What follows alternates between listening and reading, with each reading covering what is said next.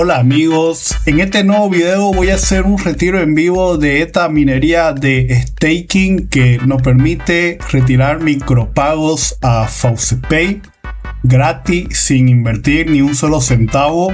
No te aconsejo invertir en ninguna de estas plataformas porque no duran mucho tiempo. Utilícenla gratis, retiren micropagos a su billetera FaucetPay para que junten algo. La idea de este video es para que ustedes puedan juntar algo con micropagos a FaucetPay. No son ganancias garantizadas porque estas plataformas no suelen durar mucho tiempo, lamentablemente.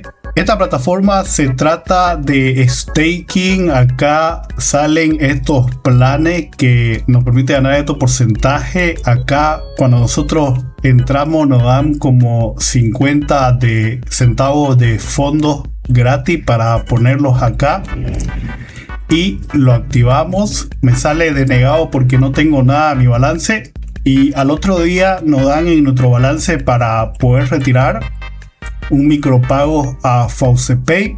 Voy a proceder con el retiro. Acá podemos poner aquí en esto, pero nos cobran de comisión mínimo $1 hay que retirar. Mejor es por FaucetPay. Pongo máximo y lo retiro.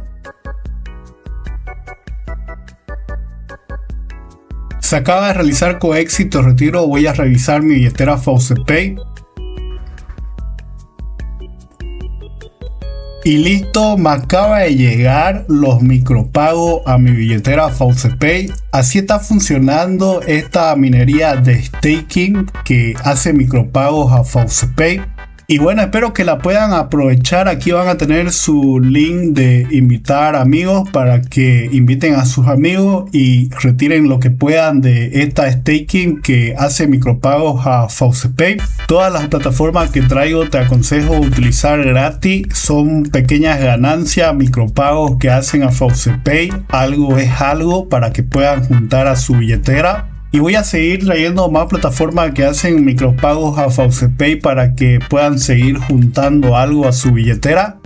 Y eso sería todo sobre este video educativo. Espero que te haya gustado. Nos vemos en un otro nuevo video. Chao.